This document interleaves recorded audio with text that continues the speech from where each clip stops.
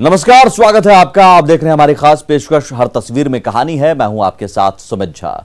लखीसराय में अपराधियों के करतूत से नाराज उग्र भीड़ आपा खो बैठी। सड़क पर जमकर तोड़फोड़ और हंगामा हुआ। हालात को काबू में करने के लिए पुलिस के पसीने छूट गए।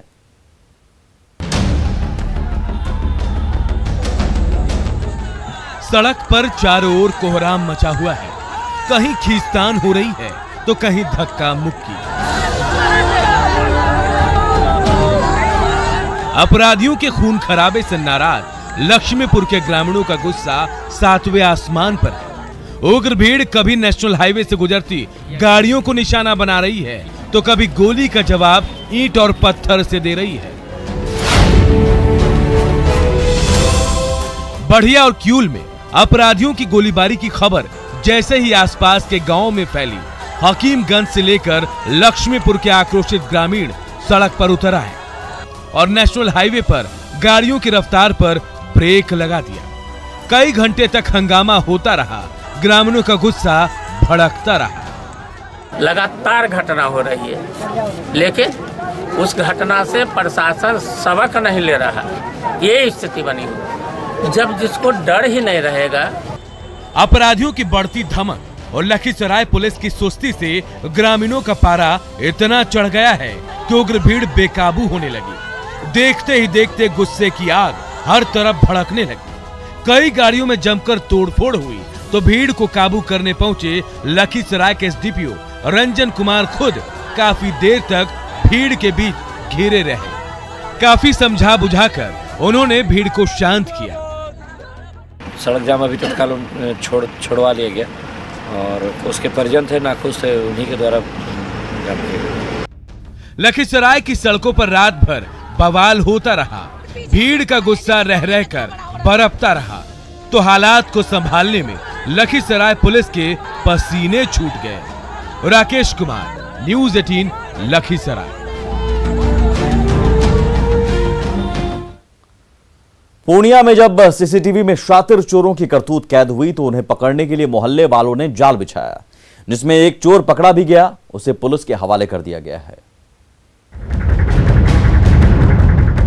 लोहे के शटर से बंधा ये शख्स गिड़गिड़ा रहा है, बार बार छोड़ने की गुहार लगा रहा है, लेकिन उग्र ग्रामीण इस शख्स को रस्सियों से आजाद करने को तैयार नहीं है। ये वही शख्स है जिसने 2 दिन पहले अपने साथी के साथ मिलकर महबूब खान टोले में लोहे की छड़ें चुरा ली थी। सीसीटीवी में कैद ये तस्वीरें देखिए कैसे ये नकाबपोश अपराधी लोहे का भारी भरकम रॉड उठाकर ले जाने की कोशिश कर रहे हैं। तभी हो हल्ला सुनते ही ये दोनों लोहे की छड़ी छोड़कर भागने लगे। इसमें राहुल नाम का ये अपराधी ग्रामीणों के हत्थे चढ़ गया। क्या पकड़ा सब मिलकर? हम लोहा लेके जा रहे थे। कितना दिन से यहाँ से लोहा ले जाता है? हम 1-2 रोज से यहाँ से ले जा रहे हैं। कितना लोग है तुम रेस में ग्रुप में? हम तो आज अकेले ही आए हैं और सब 3-4 लड़का। महबूब खान टोले में हाल के दिनों में चोरी की वारदात बढ़ गई थी तो मोहल्ले वालों ने सड़कों पर सीसीटीवी कैमरा लगवा दिया, जिसमें रात के अंधेरे में जब शातिर चोरों की गतिविधियां कैद हो गई तो इन अपराधियों को पकड़ने के लिए एक रात मोहल्ले वाले घात लगाकर बैठ गए। तभी हंगामा होने पर जब ये चोर भागने लगे तो एक अपराधी को पकड़कर लोहे के शटर से बांध दिया गया। हम लोग एक्टिव हुए और हम लोग सीसी कैमरा पर नजर रखने लगे। तो सीसी कैमरा पर नजर रखने के बाद फिर चोर को आज सेटिंग करके हल्ला करके इसको आज पकड़ा गया है। पूर्णिया के गली मोहल्लों में अक्सर शातिर अपराधी रात के अंधेरे में चोरी डकैती की वारदातों को अंजाम देते रहे हैं, लेकिन महबूब खान टोले के बाशिंदों ने जिस तरह से एक चोर को मौके से रंगे हाथ धर दबोचा है, ऐसे में अपराधियों के बीच हड़कंप मच गया है। कुमार प्रवीण, न्यूज़ 18, पूर्णिया। पटना पुलिस ने तहखाने में चल रहे नशे के साम्राज्य को तहस नहस कर दिया। गुप्त सूचना के आधार पर जब पुलिस की टीम ने छापा मारा तो नशे का बड़ा जखीरा गिरफ्त में आया।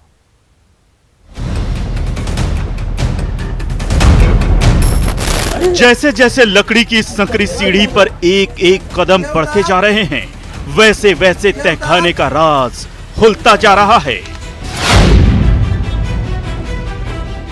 देखिए जमीन के 5 फीट अंदर इस अंधेरे तहखाने में पूरी दुनिया से छिपाकर शातिर शराब माफिया ने नशे का ऐसा साम्राज्य बसा रखा था जिससे अब तक पटना की तेज तर्रार पुलिस भी अनजान थी।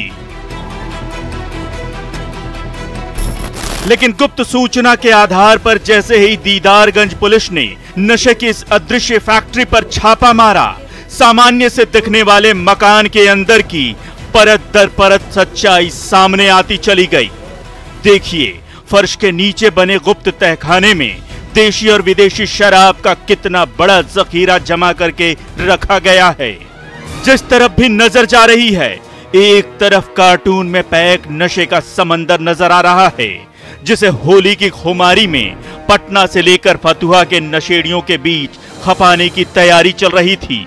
लेकिन दीदारगंज पुलिस ने समय रहते शराब माफिया की साजिश का भंडा फोड़ कर दिया और मौके से बड़ी मात्रा में देशी और विदेशी शराब बरामद की।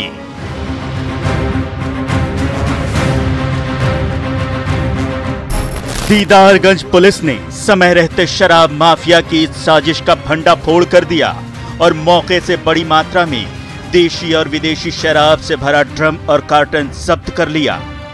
इस तहखाने का इस्तेमाल अवैध शराब को छिपाने के लिए किया जाता था, तो तहखाने के ऊपर अवैध शराब तैयार और पैक किया जाता था। मौके से बरामद शराब बनाने की मशीन, रैपर, स्पिरिट, बोतल और गैलन इस बात की तस्दीक करती है। हालांकि दीदारगंज पुलिस की छापेमारी की भनक लगते ही अवैध शराब कारोबारी मौके से रफू चक्कर हो गए, लेकिन पटना पुलिस उनकी धरपकड़ के लिए जोर शोर से छापेमारी कर रही है। Manoj Kumar, news 18, Patna city. Madhubani police नशे को जड़ से मिटाने के लिए आगे आई है। एक तरफ नशे की भट्टियों को मटियामेट किया जा रहा है, तो दूसरी तरफ उन भट्टियों से जीविका चलाने वालों को रोजी रोटी चलाने के लिए साफ सुथरा रास्ता दिखाया जा रहा है।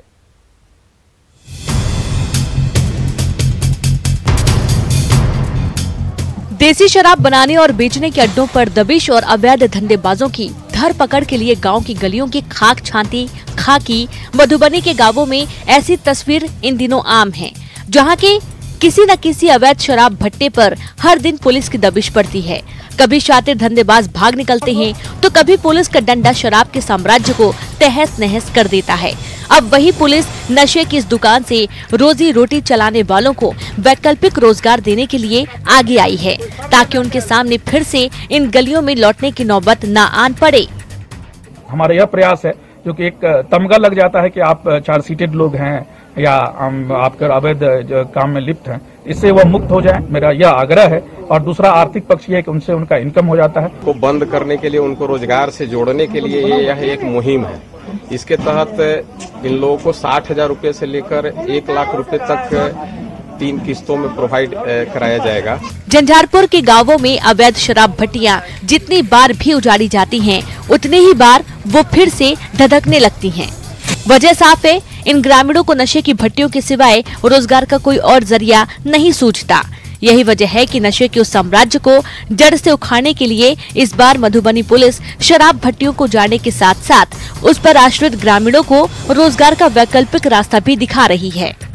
कहीं न कहीं ये सब सारी चीजें जुड़ी हुई है, इकोनॉमी, सोशल, पॉलिटिकल, सब चीजें से। और वो चीजें बात की, हम लोगों का काम है कि जो प्रॉब्लम आए उस प्रॉब्लम को कैसे सॉल्यूशन किया जाए।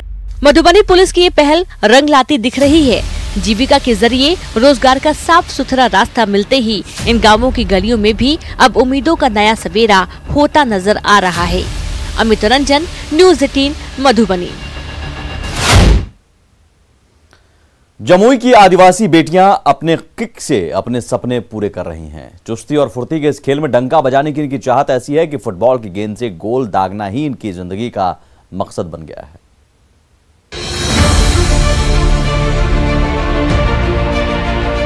जमुई की आदिवासी बेटियां अपने किक से सारा जहां जीतने निकल पड़ी हैं। ये नजारा है बेला गांव के धूल से भरे उस मैदान का, जहां ये धाकड़ बेटियां फुटबॉल की दुनिया में बिहार का नाम सुनहरे अक्षरों में दर्ज करने के लिए दिन रात पसीना बहाती हैं।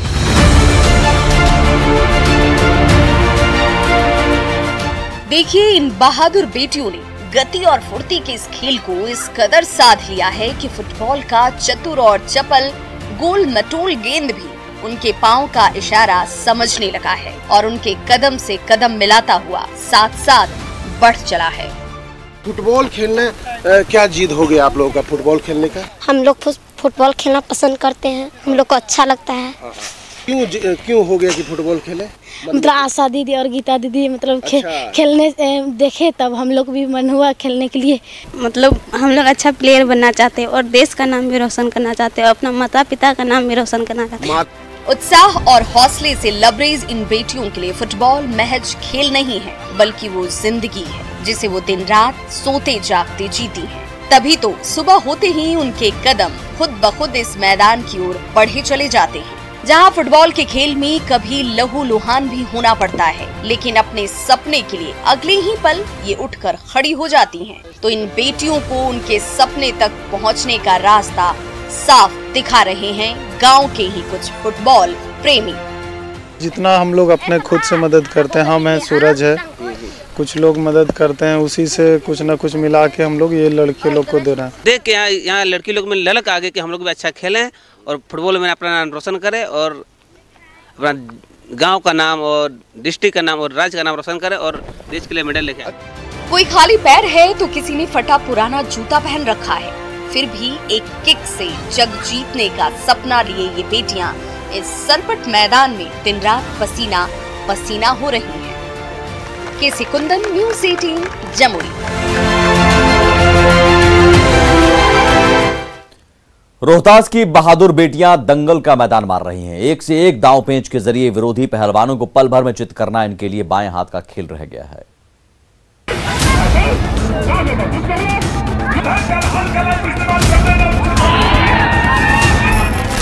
कभी धोबी पछाड़ तो कभी निकाल ये वो दांव पेच हैं जिनके जरिए रोहतास की जाबाज बेटियां पल भर में प्रतिद्वंदी पहलवानों को दंगल के मैदान में चित कर देती हैं। करगहर का ये धूल धुसरित मैदान हर दिन इन दमदार बेटियों की बहादुरी का गवाह बन रहा है।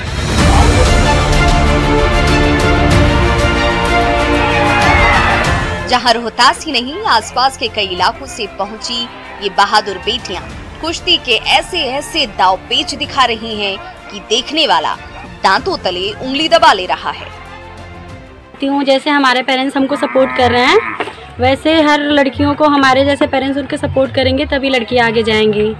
आज पेरेंट्स लोग की वजह से ही लड़कियां पीछे हैं, वरना अगर उनके माँ बाप भी सबको सपोर्ट करें। लोगों को ये संदेश देना चाहते हैं कि मतलब हर एक माता पिता अपने बच्चों को आगे मतलब पढ़ने के लिए, कुश्ती करने के लिए हर एक खेल में आगे भेजें।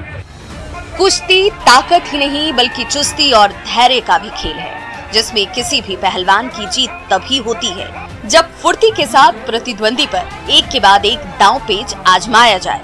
रोहतास की इन बेटियों ने भी कुश्ती के उन्हीं दांव पेचों को अपने हौसलों के बल पर इस कदर साध लिया है कि उनके लिए दंगल के मैदान में किसी भी भारी भरकम पहलवान को चित करना मानो बाएं हाथ का खेल हो। करगहर का ये मैदान उन्हीं महिला पहलवानों को ऐसा मंच दे रहा है जहां उन्हें अपना दमखम दिखाकर अपने सपने पूरा करने का मौका मिल रहा है। समाज में भाईचारे और अपनत्व का संदेश जाए और युवा पीढ़ी में अच्छी एक खेल भावना के प्रति अट्रैक्टिव बढ़े। कुश्ती के इस मैदान में हर पल किसी महिला पहलवान को जीत मिल रही है तो किसी को मात, किसी का दांव दर्शकों को पसंद आ रहा है तो किसी का दमखम। करगहर का ये मैदान इन पहलवान बेटियों को उनके सपनों तक पहुंचाने का रास्ता दिखा रहा है। अजीत कुमार, न्यूज़ 18, सासाराम।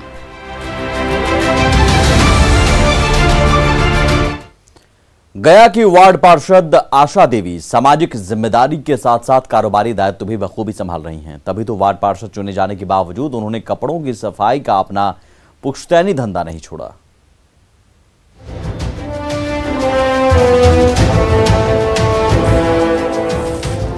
सुबह सुबह मोहल्ले की साफ सफाई, फिर अपने हाथों से मोहल्ले वासियों के कपड़ों की धुलाई। पहली जवाबदेही समाज की, दूसरी जिम्मेदारी घर परिवार की, और इन दोनों के बीच बखूबी तालमेल बिठाती ये महिला हैं गया के नगर निगम की वार्ड पार्षद आशा देवी।